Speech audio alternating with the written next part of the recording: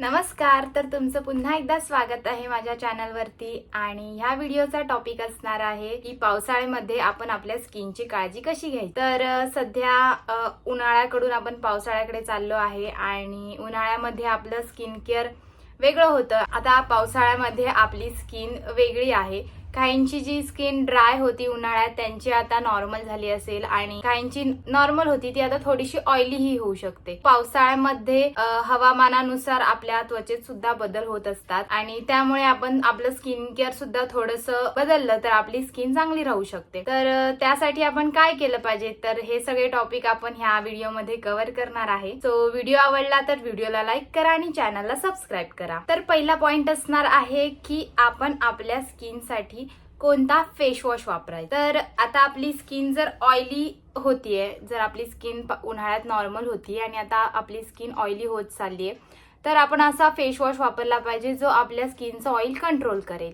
तर त्यासाठी आपण बाजारात मिळणारे ऑइल कंट्रोल फेस वॉश ज्यामध्ये सॅलिसायलिक ऍसिड असेल असा फेस वॉश तुम्ही वापरला तर तो तुम्हाला उपयोगी ठरेल. सो जे काही सॅलिसायलिक ऍसिड असलेले फेस वॉश आहे ते मी तुम्हाला रेकमेंड करेन.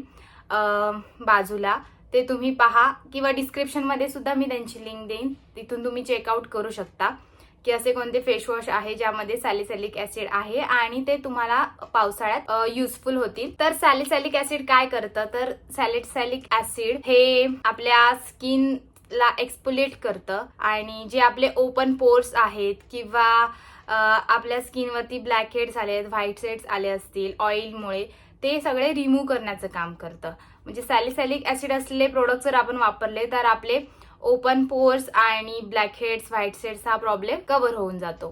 तर जर तुम्हाला जे खूप जास्त पिंपल्स असतील तर तुम्ही सॅलिसायलिक ऍसिडचा फेस वॉश किंवा मॉइश्चरायझर वापरू शकता, तो तुम्हाला चांगला रिझल्ट देऊ शकतो. दुसरा पॉइंट आहे की आपण होम रेमेडीज सुद्धा करू शकतो ज्याने आपली स्किन चांगली राहू शकते. तर त्यामध्ये आपण आपल्या स्किनवरती मास्क लावू शकतो. मुलतानी मातीचा मास्क किंवा जे आता बाजारामध्ये रेडीमेड मास्क सुद्धा मिळतात तेही तुम्ही ट्राय करू शकता.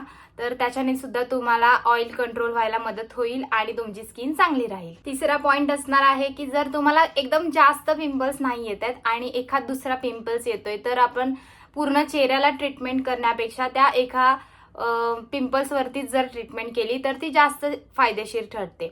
तर त्यासाठी असे बाजारामध्ये स्पॉट करेक्टर्स येतात जे फक्त ते पिंपल्स जिथे आलाय तिथेच लावलं तर तो पिंपल्स पूर्ण सुकतो आणि मग तो पिंपल्स पूर्णपणे बरा होऊन जातो.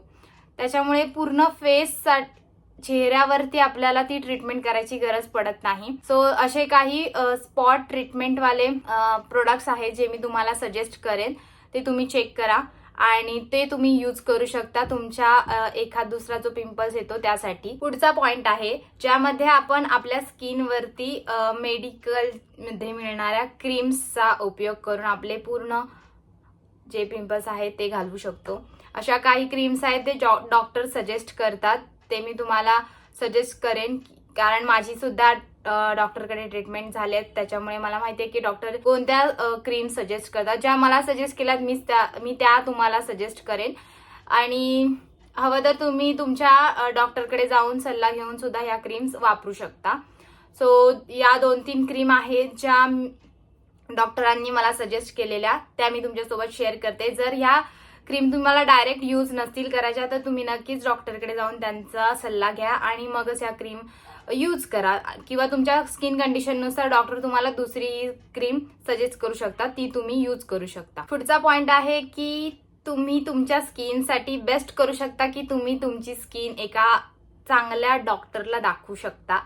डॉक्टर तुम्हाला त्यामध्ये एकदम चांगल्या प्रकारे गाईड करू शकतात आणि तुमच्या स्किननुसार ते तुम्हाला तुमचं स्किन केअर देऊ शकतात आणि त्याच्याने तुमची स्किन पूर्णपणे चांगली होऊ शकते. एकदम जी कंडिशन खराब असेल तर ती तुमची कंडिशन 1-1.5 महिन्यामध्ये पूर्ण स्किन तुमची रिपेअर होऊ शकते. सो मी सजेस्ट करेन की डॉक्टरला भेट द्या. जरीही पैसे गेले तरीही त्याचा उपयोग होतो कारण मी माझ्या स्किनसाठी सध्या ट्रीटमेंट चालू आहे आणि ते पैसे माझे खूप चांगल्या ठिकाणी इन्व्हेस्ट झाले असं मी म्हणेन कारण खूप परत माझी स्किन खराब झालेली आहे आणि आता मी ते रिकवर करतेय.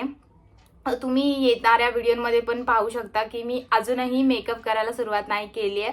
जी माझी ओरिजिनल स्किन आहे तीच मी व्हिडिओ बनवताना सुद्धा एकदम ओरिजिनल स्किनमध्येच व्हिडिओ बनवते सध्या.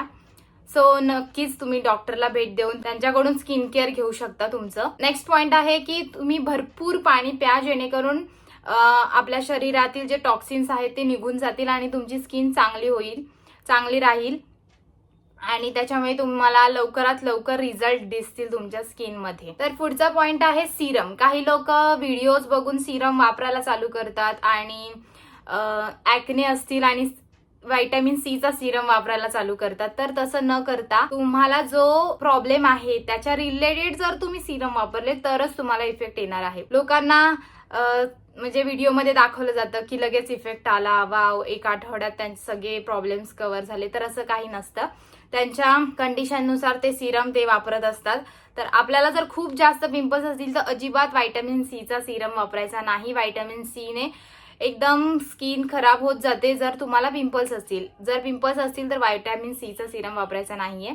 तुम्ही सॅलिसिलिक ऍसिड वापरू शकता, नायासिनामाइड वापरू शकता, बेन्झॉल पेरॉक्साइड वापरू शकता, पण व्हिटॅमिन सी एकदम पूर्ण तुमची स्किन क्लिअर झाल्याशिवाय व्हिटॅमिन सी सिरम वापरायला चालू करायचा नाही. सो सिरम वापरताना सुद्धा तुम्ही काळजी घ्या. डॉक्टरांच्या सल्ल्याने सिरम वापरा, कारण आपल्या सगळ्यांना इतकी माहिती नसते. फक्त आपण ऍडव्हर्टाईज बघूनच डायरेक्ट तो प्रोडक्ट घेतो आणि वापरायला चालू करतो. तर ते आपल्या स्किनसाठी चांगलं नाहीये. सो माझ्या डॉक्टरनी मला सजेस्ट केलेलं की व्हिटॅमिन सी चा फूड पण खायचं नाही, काहीच फळं नाही खायची, सिरम नाही वापरायचा ना, फेसवॉश कशामध्येही व्हिटॅमिन सी नसलं पाहिजे ॲक्ने असतील तर आपल्या स्किनवरती. सो व्हिटॅमिन सी अवॉइड करा जर तुम्हाला ॲक्ने असतील. पुढचा पॉइंट आहे मॉइश्चरायझर. जर तुमची स्किन कंडिशन कशी असू दे, मॉइश्चरायझर हे खूप इम्पॉर्टंट स्टेप आहे आपल्या स्किन केअर मध्ये. जरी ॲक्ने प्रॉन स्किन असेल तरीही आपण मॉइश्चरायझर स्किप नाही करायचा आहे. आपल्याला जो सूट होईल असा मॉइश्चरायझर आपल्याला वापरायचा आहे. जे मला डॉक्टरांनी सजेस्ट केलेत मी ते तुमच्यासोबत शेअर करेन. जसं की सिप्लाचा मॉइश्चरायझर आहे, आता मी सध्या वापरते तो ग्लोमेजचा मॉइश्चरायझर आहे, आणि जो मला सूट व्हायचा तो सेटाफिलचा होता. असे 2-4 मॉइश्चरायझर्स मी वापरून ट्राय केले, जे मी तुमच्यासोबत शेअर करेन. ते तुम्ही यूज करू शकता किंवा जे डॉक्टर सजेस्ट करतील तेही तुम्ही यूज करा. पण मॉइश्चरायझर लावणं हे खूप इम्पॉर्टंट स्टेप आहे.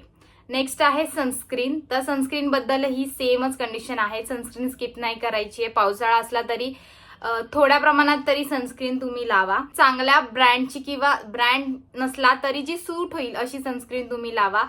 आता मी सध्या लावते ॲक्ने UV सनस्क्रीन, आणि जी आधी लावायची ती एक्सेला जी सनस्क्रीन होती ती मी तुम्हाला फोटो इथे कुठेतरी दाखवेन. ती सनस्क्रीन सुद्धा मला डॉक्टरांनी सजेस्ट केलेली.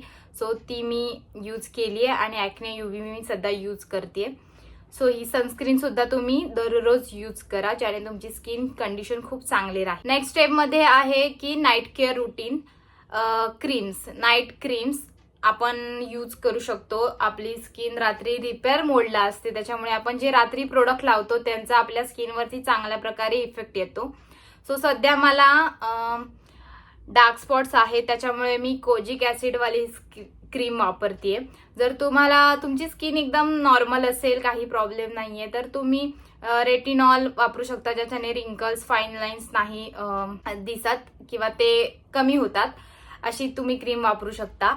किंवा नाईट केअरसाठी तुम्ही एक मॉइश्चरायझर चांगलं वापरू शकता, ज्याच्याने तुमची स्किन सकाळी ग्लो करेल सकाळी. सो अशा प्रकारची क्रीम तुम्ही वापरू शकता रात्री झोपताना, तर त्याचा तुम्हाला चांगला इफेक्ट मिळू शकतो. आणि एक्स्ट्रा काही प्रोडक्ट्स असतील तर ते मी तुम्हाला डिस्क्रिप्शन मध्ये सजेस्ट करेनच नक्कीच. पावसाळ्यामध्ये सुद्धा आपल्या स्किनला केअरची गरज असते, काळजी घेणं इम्पॉर्टंट आहे आपल्या स्किनची. आणि जर ह्या सगळ्या स्टेप तुम्ही केल्या तर नक्कीच तुमची स्किन सुद्धा खूप चांगली होऊ शकते. आणि जर तुम्हाला ह्या व्हिडिओमधून काही इन्फॉर्मेटिव्ह माहिती मिळाली असेल तर व्हिडिओला नक्की लाईक करा आणि माझ्या चॅनलला सबस्क्राईब करा. भेटूया पुढच्या ब्लॉगमध्ये. बाय.